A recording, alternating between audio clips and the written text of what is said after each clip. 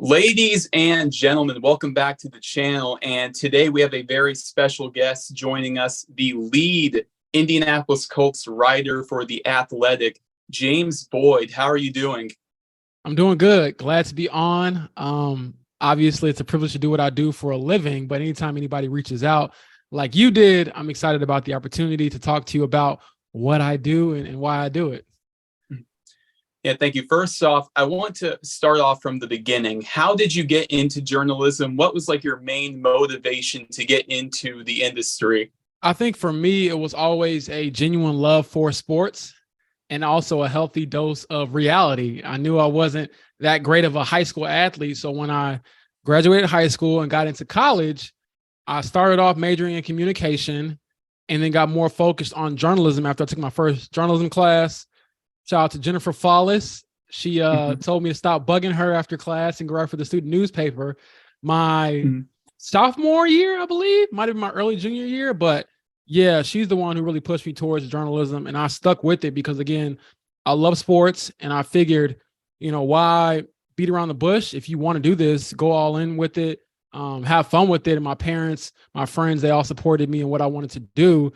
And obviously, it's paid off at least a little well. So I'm excited about that.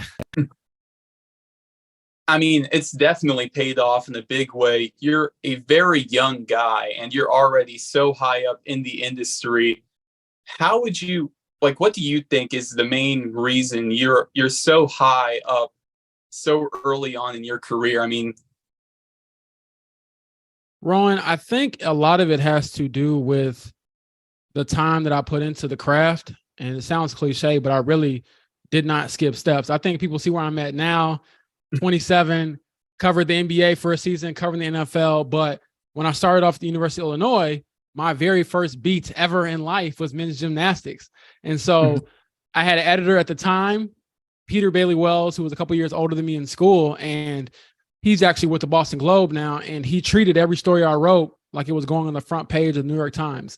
And this is the men's gymnastics beat. I remember, I believe my first story ever was like a preview of an intra squad, preseason meet or something. And so I remember thinking, man, this is not what I wanted to do when I first started, right? When you become a sports writer, you want to write about football and basketball and things like that. And I was like, man. So I think that really taught me to humble myself and to find the best story regardless. And so I really worked my way up, did men's gymnastics, worked my way up to, I believe, volleyball, softball, women's basketball. And then my senior year, I was able to get an internship with the Associated Press doing men's basketball and football. And that was, they had stringers at that university, at University of Illinois. Usually they have a stringer or two at Big Ten schools or big schools in general. And so my friend who graduated put a good word in for me.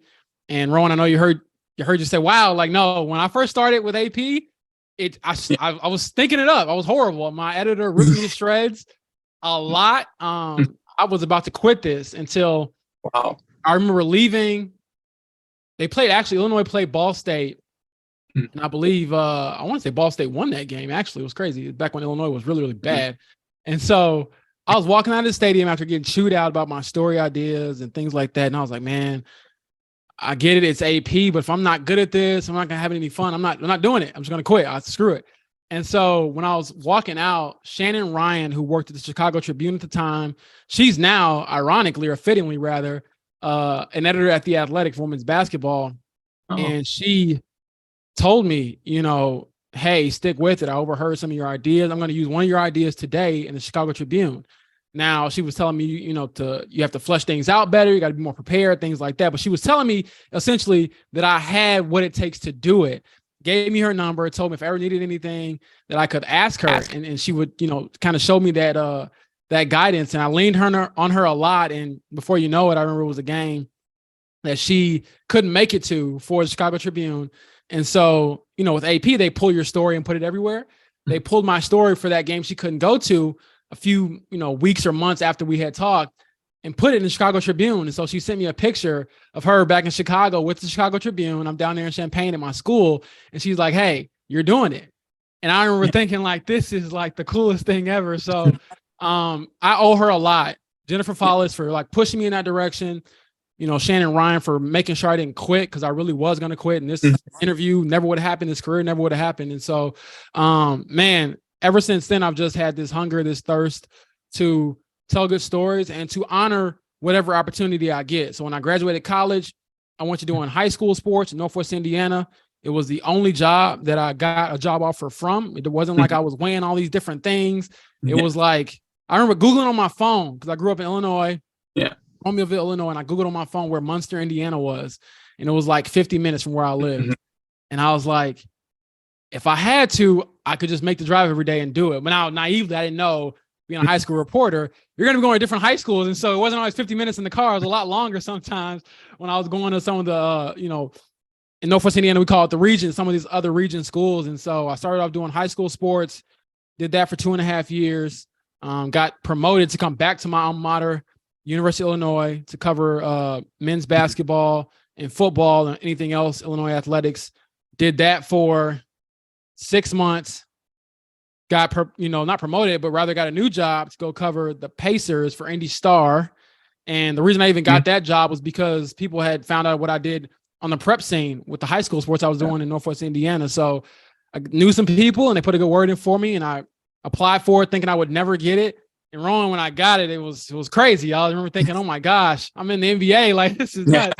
And, telling my family is probably the best moments of my life. Telling my dad, especially, because I remember telling him, and he just like cried and ran around our house saying my son's in the NBA, and it was the coolest thing ever. And my mom was screaming, and my sister was jumping on me. I got a twin sister, and she was, I got a twin sister. At the time, I was probably 22, 23, whatever I was. And, I got this grown woman jumping on me because she's excited for me. So that was cool. And then 9 months after being on the Pacers beat, I got approached about the athletic job. And so I've been there since last August, coming up on a year, this summer. And so it's been a whirlwind.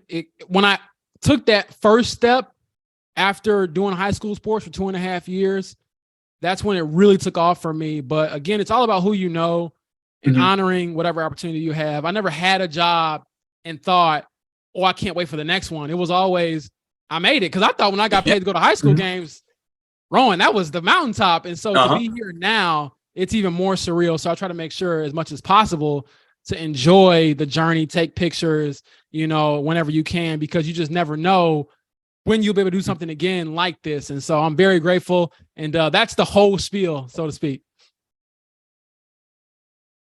Now, you talked about all the people having the one person stop you from quitting, which obviously if you did quit, you wouldn't be here talking to me today. So how important is networking with a young journalist or anybody in any field, really? How important is networking? I would say it's huge.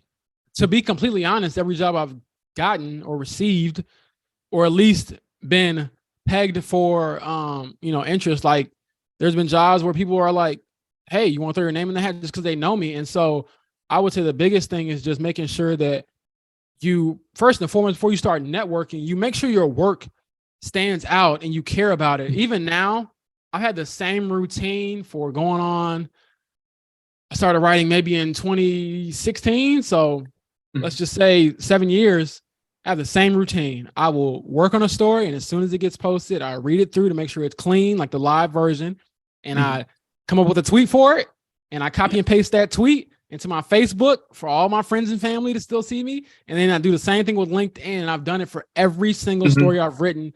And I think even on the times where I always don't want to share the link, I'm like, this isn't my best stuff. Yeah. But part of me is always like, it's your work. You're only as good as your last story. And so I think by holding myself to that high standard, it was easier to reach out to people, to let them know how serious I was, and to, again, advertise yourself. I think sometimes it's hard to network if you don't take the opportunity to do it in person. But now with the social media world we live in, there's chances that you can reach out to like your idols, people you look up to, and have them look at your work. And I would say to anyone who wants to do what I do, the younger crowd, make sure if you do reach out, you're specific. Like, hey, not just, hey, can you, give me some advice? You can ask them, hey, I'm working on a resume. What did you do on your resume? Hey, I'm working on this story. I'm struggling with this lead. Can you look at it and, maybe 9 times out of 10, they say they don't get a response or you get a no, but that one person, like it was for me, could change your entire career. And so that would be my biggest thing, is making sure you're networking as much as possible, because all the no's really don't matter if you get the right yeses. You know what I mean? Like, it was like that with the jobs for me, man. When I graduated college, even with having the Associated Press on my resume, I think I applied to maybe 25, 30 places. And I was fortunate, because sometimes it's longer than that for certain people. And I got 2 calls back. One of the jobs, I went on a job for actually NBC Sports Chicago. If we're being transparent. Yeah, fresh out of college, I thought I was going to be working downtown Chicago. Being from Illinois, I thought I was going to be, working around professional sports right from the jump. Went on 5 interviews and didn't get the job. Was crushed. And not because I thought that they, did something wrong or mistreated me. It was just, hey, it's not your time. And so I remember going back to the drawing board, picking yourself off the mat and applying to a bunch of different places again, and got the one call back from the Times of Northwest Indiana, and went on 1 interview and got the job, and didn't look back since then. And honestly, I feel like it's more of what I wanted to do anyway, because the job at NBC Sports is more of like a digital role, sort of like aggregation and things like that, which again is still important. It's a good gig. Whoever got it, kudos to them. I wasn't like mad about that, but I think being able to immerse myself in the community helped a lot with, being able to network even more. Because again, when I was doing high school sports, whenever a team made it to state, I would come down and mingle with the Indy Star reporters and talk to them about what they were working on and read their stuff. Because to me, they were always a standard in the state of Indiana for high school sports. And so by doing that, you get to know a few people. And when positions opened up, as much as I was applying for them, occasionally I would have 1 or 2 people just give me a heads up, like, hey, this is an opening that you might be interested in. It wasn't a guarantee ever, but it was always like, hey, we've kept you in mind. What do you think? And so again, you might not always get that yes, but if you get one, it changes everything. And so now I'm in a position where you have a little leverage, I guess. You got this big company behind you. You're all of that, but no, I'm not. I think it's because of the work, and just, again, you have to honor your opportunity. You can't be thinking 2-3 jobs ahead. Like, you want to have goals, but I always had this mentality where I want to be the best where I am right now. And quite honestly, with the Colts beat, I'm not. It's humbling. You go to a new beat and you're like, man, I'm not top dog anymore. Because when I was doing high school sports, I thought I was crushing it. When I was doing Illinois, I had my moments where I had a couple stories where I was like, like, take that to the rest of the beat. And then now, doing Pacers, it was the same way, like building my sources, trusting people, and learning how to navigate the pro space as opposed to the college and high school space. And then going to the, the biggest sport in America, the NFL, with the Colts, and people who have been here, like Mike Chappell, the dean, my guy, who's been here forever, and having to go up against him every day. And so those are the things that really help me and just keep me grounded in this space. And so it's been fun. It is definitely challenging, but it's rewarding, because again, I wouldn't have had so many experiences if I, 1, didn't go for it, and 2, didn't talk to anybody I could. And honestly, in our field, that's our job. So even though you're doing it most of the time for the job, it could help you get the other job as well. Yeah. And I mean, even going back to the networking thing and reaching out to people, I reached out to a lot of people to do an interview, and you were the one yes I got. So I wanted to thank you again for that. Well, I'll tell you this, man, real quick, Rowan, when you get on and you start doing your thing, just make sure you pay it forward. Because that was my thing. I've always had that moment with Shannon Ryan in my head, like, she is legitimately the reason I didn't give up on this. And then Jennifer Follis, my journalism teacher, who fittingly, she now lives in Arizona. And so when I was on the NBA beat, had a game in Phoenix, I remember flying out to Phoenix for the game and getting to visit with her, a few years after I had graduated. And it was like this full circle moment where I was like, man, you are the reason why I'm here. And both of them will never take any credit for it because they're too kind. But I mean, I owe those women everything. And so if you get the chance to, just make sure you don't have to fulfill every request. You're only human, right? But if you have the opportunity, just make sure you pay it forward, which is what I was trying to do here. And it gives me joy, because I'm thinking, hey, it's space for everybody, with the sports arena we're in now, with social media and, so like the jobs you can get in sports, whether it's PR, whether it's reporting, whether it's social media, whether it's, broadcasting, whatever the case may be, there's a lane for you. So I'll be rooting for you for sure. Yeah, thank you. I'm a play-by-play commentator, so Yeah. I've definitely had that in mind whenever I've had a bad game, which happens every now and again. I always think to myself, like what you said, if I'm ever in a position to give back to a younger, broadcaster or a younger person in whatever field I'm in, I would love to have that opportunity. Oh, absolutely. I mean, I had a chance to meet Mike Breen in New York Oh, when I went wow. to, yeah, and you can imagine, and that's my exact reaction. I was like, oh my gosh, that's Mike Yeah. Breen. And so I was up there, and by that time I had, met a few other beat reporters around the league. And that's one of the cool things about what we do in sports is once you get a little established, you get friends all over the country. And so when I flew out to New York for that game, I remember it was someone I was, there to meet and in the room, and he just introduced me to Mike Green. And I remember thinking, Mike Breen, I'm sorry. And I remember thinking to myself, like, wow, is he going to say bang like right now?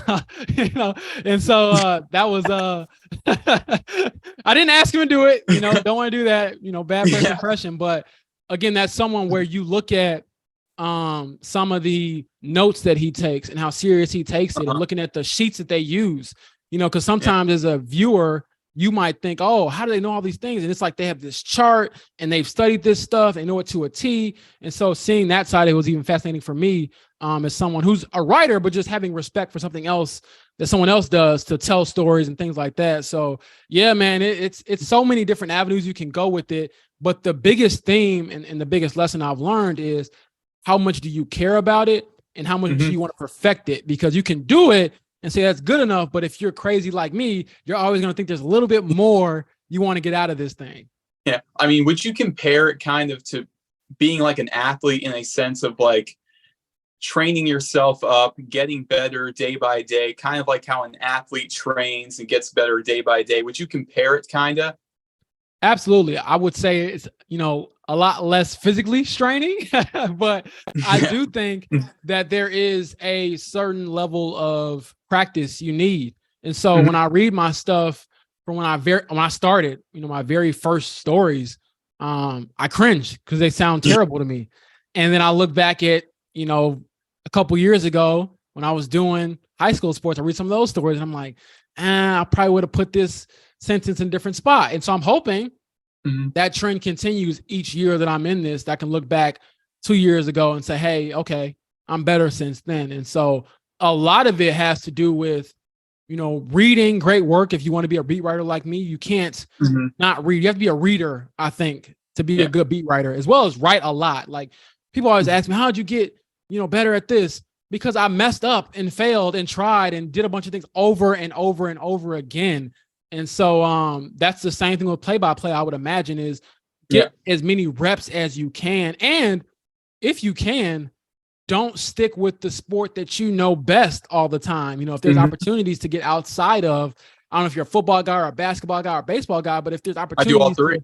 That's what it's about. Because now a lot of young journalists I talk to, some of them only want to do basketball, only want to do soccer, only want to do this. And I tell them, sometimes you just got to get in where you can and crush that before you get the other opportunity. And so I tell people all the time, man, if it all paid the same and if it was all equal, I probably would still be doing high school sports because I loved that level of it. And just, as crazy as it sounds, covering a football game Friday night and then waking up early for a cross country meet Saturday morning and things like that. And, having those long days and random Indiana towns where you have the first game in the morning and then you might have semi-state at night and things like that. And so I would just encourage you to continue to get in reps, man, and make sure that you never think that an opportunity like is above you, is beneath you. There's opportunities where you might think, you got to be wise in what you do and what you put your name on. But if there's opportunities because someone else just doesn't want to do it, be that person that does it because there's reps involved with it, man. I remember doing a internship with my city, my town hall back in Romeoville.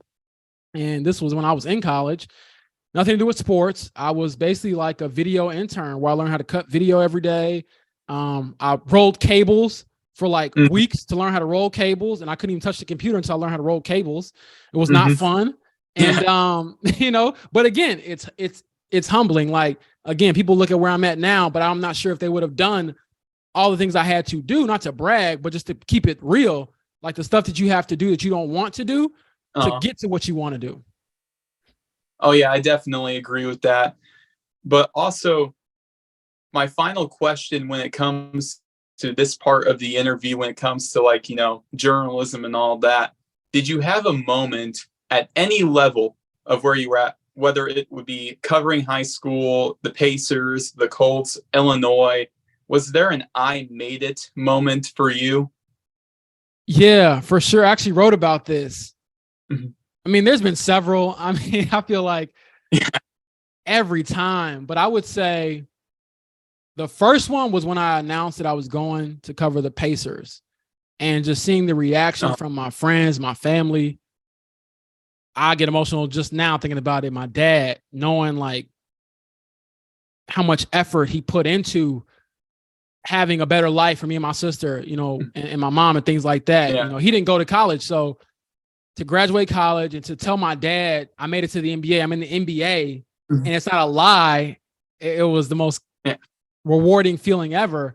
Same thing with telling my mom that, and my sister seeing her reaction. But I would say the biggest I made it moment was when I'll back up a little bit. I won an award.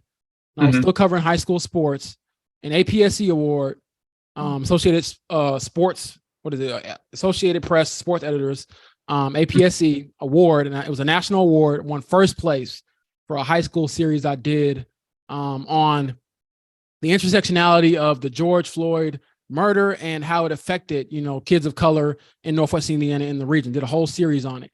Got first place. And it was, it was, Isn't that I your was shocked. tweet?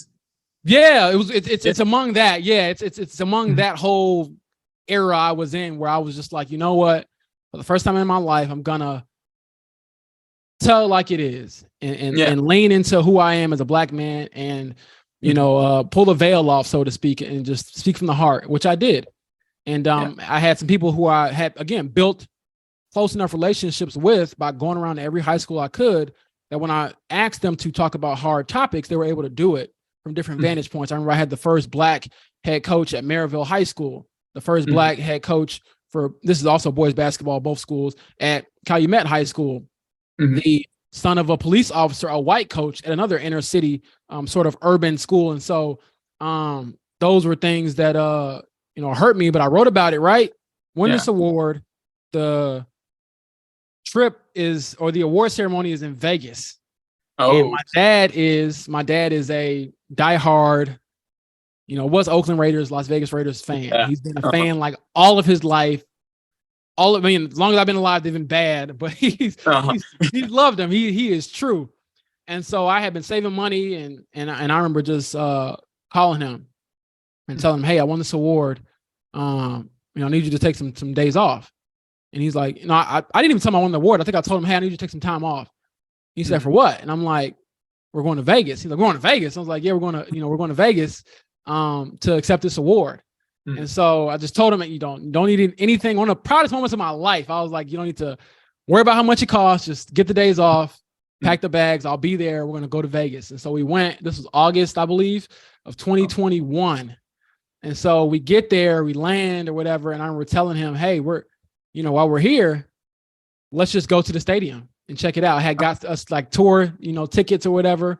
So he had known before we got on the flight, because I had to, I wanted to surprise him, but then I was looking at the dates when the tour was going to happen. And we had to fly in actually a day early just to like be able to go tour the facility. And so we go, and he has the time of his life. My dad's the happiest guy. We're going around all the different rooms, the locker room, the field, whatever. And at the time, actually, they didn't have any of the grass down. They were doing like something, setting up for a concert. But we got to see everything else. It was a beautiful facility. And I remember telling him, we were in the press box overlooking the field. I was like, I looked him, I grabbed him, and he was all, all over the place. He was having, and I just looked him in his eye, like, I was like, Pops, I'm going to be back here. And when I'm back here, I'm not paying. Like, I'm going to be working. Wow. And so this was before I got the Pacers job. I had just really got settled in Champaign-Urbana, where I was covering Illinois now after doing high school sports. So this was before the NBA, before the NFL. I was like, I'm going to be back here one day, and I'm going to be working. The grass is going to be here, and I'm going to see that grass. And so fast forward to getting the Colts job, who do they play on the road my first year? Raiders. I remember that. Yeah, I got a chance to go back. The Jeff Saturday debut and all that, but I wrote a column. You can check it out on The Athletic, anybody else listening. And it was a story about how I made my dad that promise and what it meant for my family, for him, for us.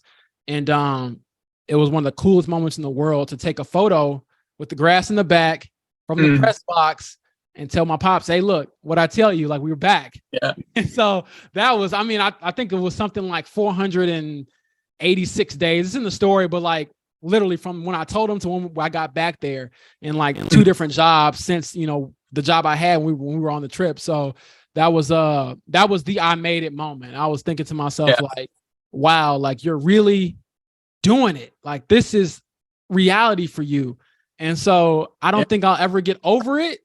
People say you get jaded the longer you're in it, but I don't think so, man. Like I am still fired up every time I get to go to the facility. I try to bring joy to the press room and keep it in perspective, because even when they have like long games, long practices, breaking news and stuff that's not always convenient, dude, our overtime is not regular overtime. We get to talk and write about football for a living. So it's awesome. And so those are my I made it moments when I got the Pacers job and when I got back to Allegiant Stadium out there in Vegas. That was oh my goodness. That's something I'll never forget for sure. Now, hearing your entire story throughout the past like 10 or 15 minutes, I already had a lot of respect for you reading your articles, going into this, but my respect for you has gone like through the roof. Appreciate that, man. I want to switch gears here. I want to talk about some Colts. And first off, I wanted to ask you about the whole draft process of drafting Anthony Richardson. What was that like? Writing about that entire draft process. It was probably the most anticipated draft in Colts history since like the Luck draft in 2012. What was it like, writing that? I would argue it's probably more anticipated than that, because back then everyone knew Andrew Luck was the best quarterback in his class, right? It wasn't even close. Well, I won't say close, because RG3 was a great player, but everyone knew he was the consensus number 1 pick, one of the best prospects that had ever come out of college. But this time, with the way the season had gone and being at number 4, where you don't control who you get, oh man, it was intense, Rowan. Oh my goodness, I was really thrown in the fire. And I remember asking Anthony Richardson at the combine. Everyone's asking him questions about being compared to Cam Newton and Lamar Jackson. He's like, yeah, my nickname was Cam Jackson in high school. I made myself that nickname because everyone compared me to him. And people were asking about his, his big arm. And I'm like, wait a second, like Cam Newton, Lamar Jackson, they won Heismans, they won MVPs. Like, you haven't won these things. And so I asked, and I was like, hey, Anthony, we're in this big scrum at the Indiana Convention Center, and 50 reporters, probably 100, honestly. It was a lot of people, and screaming. I'm like, hey, excuse me, Anthony, some teams, he didn't hear this part, but I was like, some teams view you as a project quarterback. So what can you bring a team right now versus in the future? And he had me repeat the question like 4 times, because I don't think he really wanted to answer it like that. But I was thinking to myself, like, it's a fair question, because people are not drafting you because you were dominating college like Andrew Luck. They're thinking about you, the Colts and any other team, of drafting you in the top 5, top 10 because of what you could become, your potential. So in essence, maybe project isn't the nicest word, but it was, in my opinion, a fair word. And so that's what I asked him. And he was like, I don't even know what that means. So, people know, what I can do, what I can work on, yada, yada, yada. I'm like, okay, whatever. Awkward moment, because I had to repeat the question, and, it's a big buff guy, and he had this red, tight shirt on, showing every muscle there is. Looks like Hercules. And I'm like, here's this pick sweet reporter asking him, the question that doesn't want to, isn't the fun question. Yeah. And so someone else follows up and says, hey, but you were only a 1-year starter at Florida. What do you tell teams about your experience level when they're asking about it? And so Anthony takes the question and then turns to me and he said, points. And he's like, well, my guy here said I'm a project. So I guess I got some things to work on. And yes, Rowan, I was burned in front of everybody. And so I'm like, dang, like that's cutthroat. But it wasn't like I was completely embarrassed. Maybe if I was younger and hadn't covered a pro team yet or something like that, I'd have felt like I'd done something wrong. But as everyone was laughing, and after they had wrapped up, people were like, man, he's coming for you, yada, yada, yada. I remember seeing the quote that I got from him about he doesn't know what a project quarterback means. And, this guy gave me a project. I'm going to be the XYZ. That quote went everywhere. And so people were, kind of making fun of me or whatever, but I'm reading stories from all over and they're not using the quotes that they asked him about. They're using the quote that I got out of them. And I'm like, okay, well, I did my job. And so we fast forward. At the time, the Bears hadn't traded up yet. So it was looking like, okay, if Bryce goes 1, or would the Colts trade up to go get him at number 1, or, would CJ Stroud possibly fall to number 4? Like just things like, of that nature. And when the trade went down with Chicago for the Panthers to go to number 1, and then we heard rumblings of CJ Stroud to Houston, it became a 2-horse race. And it was like, wow, what are the chances that Anthony Richardson ends up in Indianapolis a few weeks after I asked this guy the most polarizing question in his media scrum in Indianapolis? And so when he got drafted, my mentions were flooded with like people who were like, oh my gosh, James, duck and cover. Most of them were just joking, but it was crazy. And it really taught me, honestly, how to deal with the circus that kind of comes with covering a high level player at quarterback. Like everything's different for the quarterback. And so Ron, to me, that's the hardest, most exciting, most difficult part, is because it's one thing to be a top 5 pick. Mm-hmm. It's one thing to be a top 5 pick at quarterback and to be expected to be a franchise quarterback. And one that's following in the footsteps of, Peyton Manning and Andrew Luck. And so that was crazy. It's been crazy since then because everything he does, you document it. Everything you see, you write about it. You make a mental note of it. If every video you put out there, people are saying, oh, he's the greatest. Oh, he's a bust. And so there's so much that comes with that. And I'm learning as I go, but it is really cool to document him as an athlete because he is a fantastic athlete, just physically, but also him as a human because he seems like a really great guy. And so to make a long story short, because I'm rambling, when he got drafted, came to Indy for his first in-person interview, I remember asking him, I was like, hey, hey, Anthony, I'm the reporter. I don't know if you saw. I was like, I'm the reporter that called you actually about being a project at the combine. He's like, yeah, I remember. And I remember asking him a better question off of it, one that was perhaps, more fleshed out, easier to understand and a little bit deeper. I was like, hey, I understand that. But the reason I asked you about that is because people are going to have opinions about you. So how do you find that balance between I have to get better and forget what anybody else thinks? I'm different, I'm special. And so he gave a great answer about hard work and comparing himself to Tom Brady. But at the combine, when he brought up Tom Brady, he was like, I want to be a legend like Tom Brady. When he talked to us, it was like, hey, I want to be like Tom Brady because of his work ethic. That guy worked every day. If he can win 7 rings and be a champion that many times over and still work on his game, I can work on my game. And so it was this beautiful, powerful answer. And I remember thinking again, 2 for 2, I got the best answer out of this guy. And, I take my lumps for it. And I'm sure when I get him finally, whenever that chance comes one-on-one, we'll chop it up. And if he wants to put me in his Hall of Fame speech one day, if he's that good and tell me, hey, James, boy, you were wrong, I'll take it. So, it's been a learning experience, but also just one where you understand, one, you always want to ask fair, critical questions. But 2, even when you get the response like he gave me, where it's a little, a little testy, there's some truth in there and maybe a lesson learned for me to come back with a better question, which I did. And I got a better answer because of it. So it was, it's been cool so far.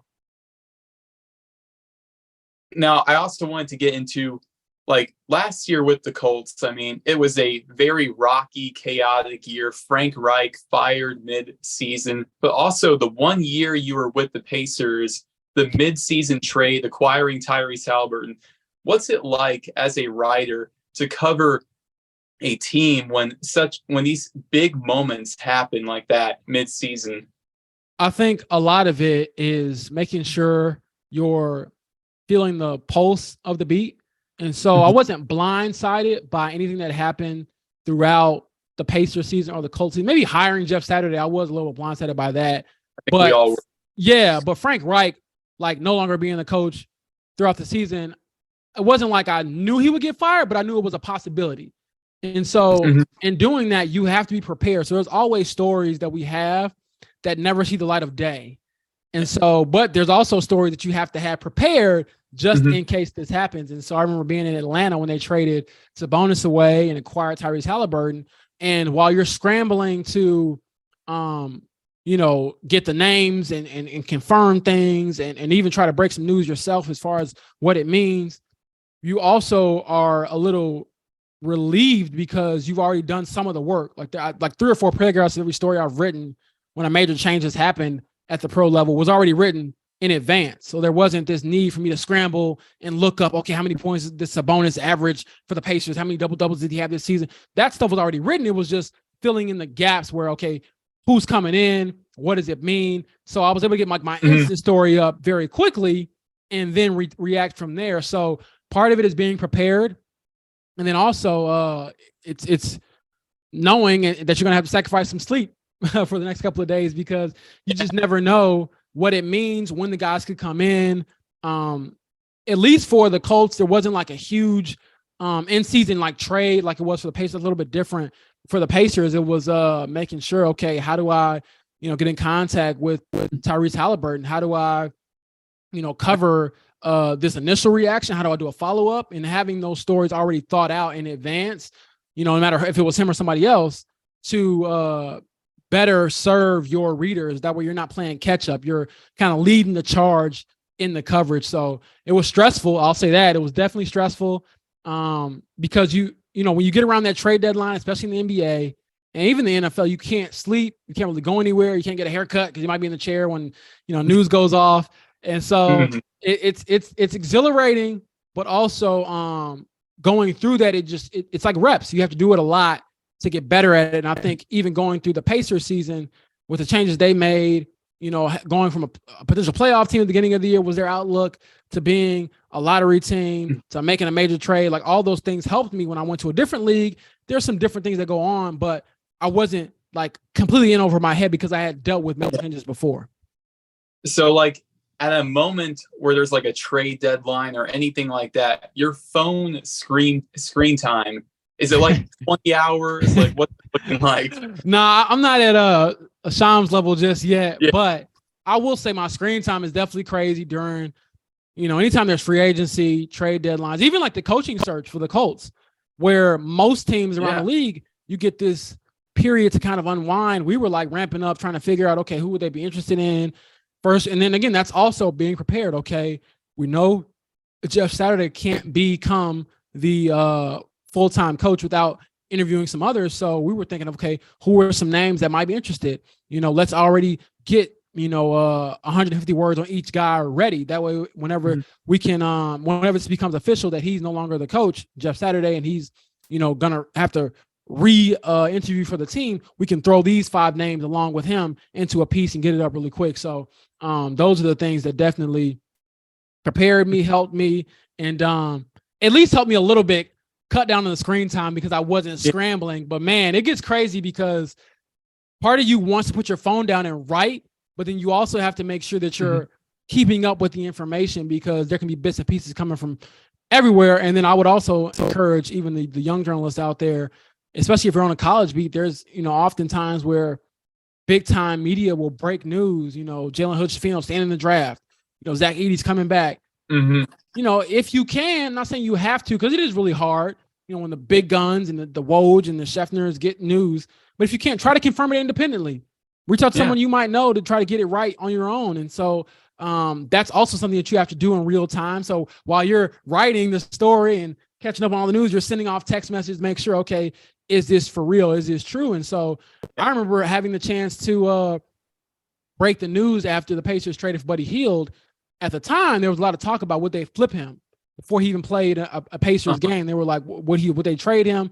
And he would never play for the Pacers. And I remember reaching out to sources and I got it confirmed first. My first like big scoop at that level, I believe. And I remember putting it out there like, hey, the Pacers are sticking with Buddy Hield, per league source. I remember thinking, oh my gosh, I remember reading about this, on the ESPN app myself. And so you see your own notification pop up on your phone. That's another I made it moment. When you see your first scoop get dinged on your phone, and you're like, oh my gosh, like I just scooped myself. That's pretty crazy. And so those are the things that help you when you're going through some of those changes, just to be more prepared for them. And again, that's when the job really becomes just all things must go. It's like the SpongeBob meme where you got the fire going, everyone's running around. That's kind of how it is, but you're trying to keep a level ahead than that, just with so many moving parts going on.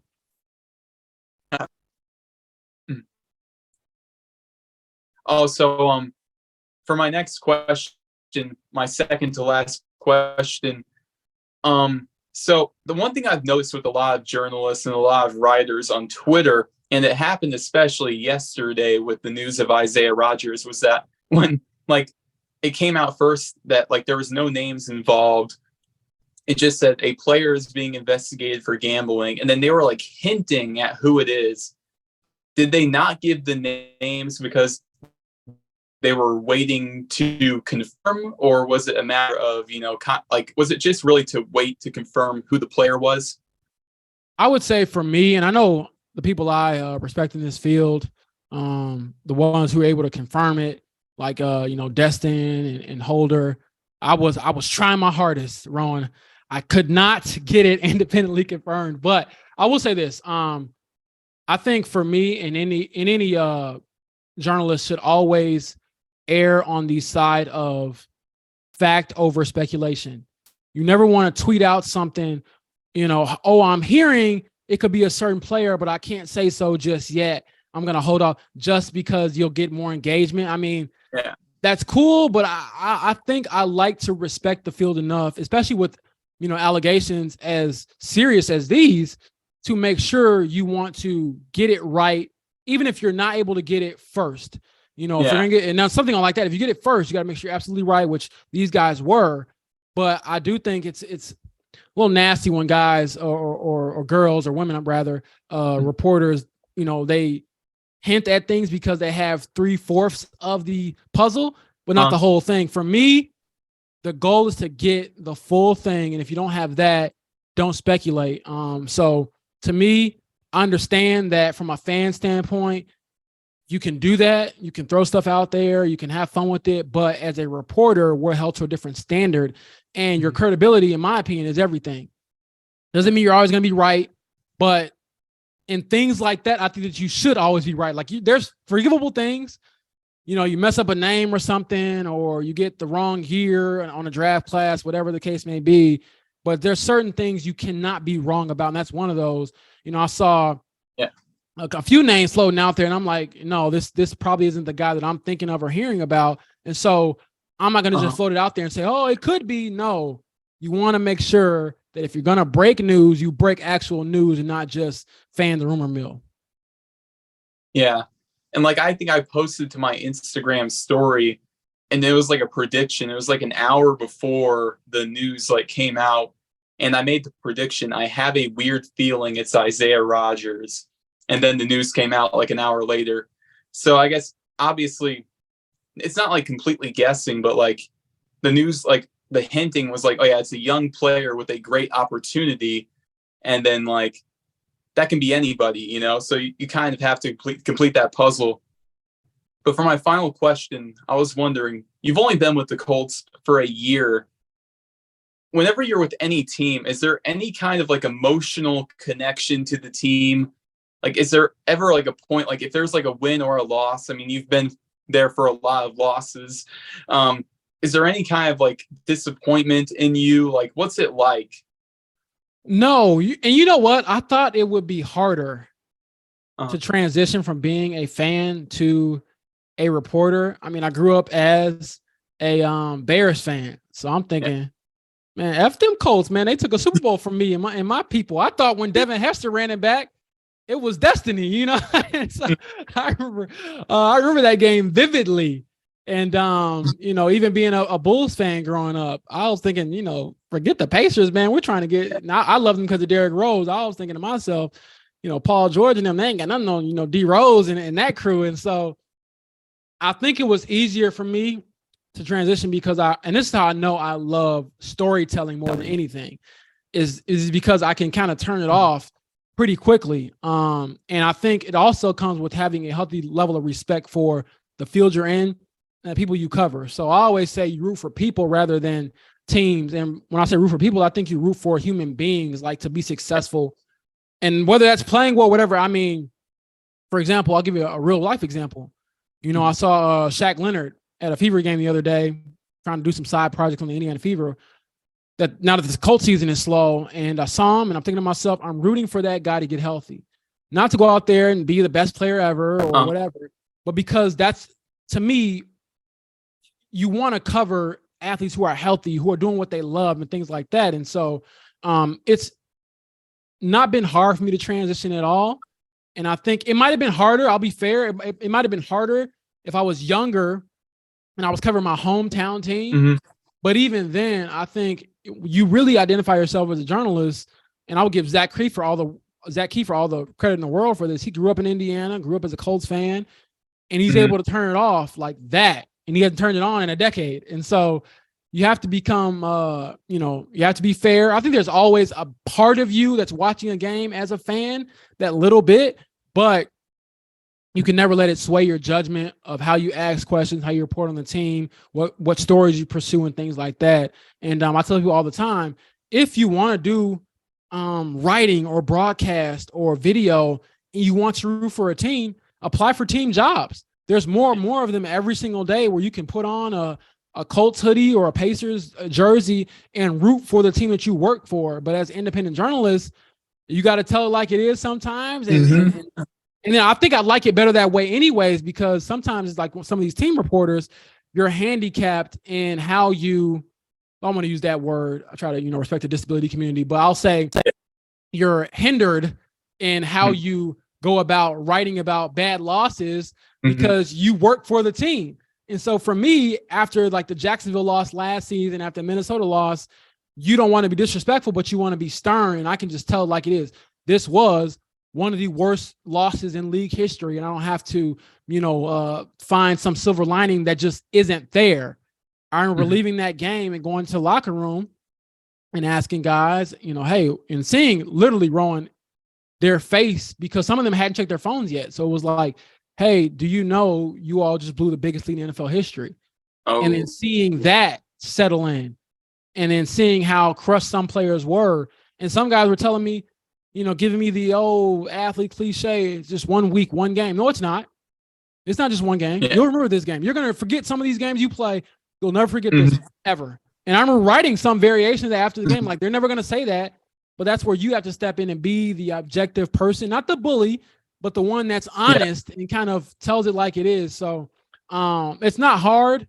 I just think that it pushes you more to find that objectiveness, because I think the worst thing in the world is to be accused of being a homer. You know what I mean? Like, I hate that. And so even when I covered my alma mater, University of Illinois, I couldn't wear this shirt when I was covering the team. And so there's things like that you have to be conscious of. Like I probably got a Colts shirt laying around here somewhere, having worked around the team, or I remember getting, some Pacer stuff. Cause you go to different events, you might, an athlete might have a leftover goodie bag or something. And it's like, wow, I remember buying a Raiders shirt, and I'm not even a Raiders fan. I bought it when I went to Vegas with my dad, his favorite team. And I was like, I'm a Bears fan, forget those stinking Raiders, but I'm going to buy this as like a memento for when we went here. And now I can't wear it anywhere because it's like you work in the NFL. So, I guess the wardrobe changed a little bit, but you just honor the work, and you make sure that you love storytelling more than you love like the team that you do it for. And so if you can do that, you can have a lot of fun in this space. If you can't, then again, you just go the route of how do I get with a team? But even then, every team's not hiring at the same time for what you might do. So, you're still in some sense going to have to go where the opportunity is. So you might not be I don't know, let's just say a Charlotte Hornets fan, but Ron, if they said, hey, we need a play-by guy, I bet you'd want to take the job. So, I mean, there's things like that you have to factor into it and have a certain level of maturity with it. Yeah, definitely. So, James, it's been a pleasure. Thank you so much for coming on here. I wish you the best of luck with whatever comes next for you. And obviously next season, a big season for the Colts. And I wish you the best of luck covering it. Yeah, man, I really appreciate your time. I know I'm long-winded, but I get excited about these things because I feel like there's space for everyone to succeed if you really want it. And so it seems like you want it. So feel free to reach out whenever you want to. If there's a resume you want me to look at, true story. I made my resume in college my senior year at probably like 3 a.m. And I've been using that same template and just changing the information ever since. And so I made it on canva.com and I've been sticking with it ever since. Literally, I have changed my resume every single time using that same platform. And so just believe in yourself, bro. Don't let anybody tell you can't do it, because there's going to be a lot of those along the way. And honor your opportunities. Don't think that you're above anything. Grind. Sometimes it's going to not feel great, but the reward on the other side of having patience, having diligence, having perseverance is worth it, because it gets fun when you get that first shot. And all you need is one. I tell people all the time, all you need is one chance. And if you're prepared for it, if you've done the work, you won't fumble it.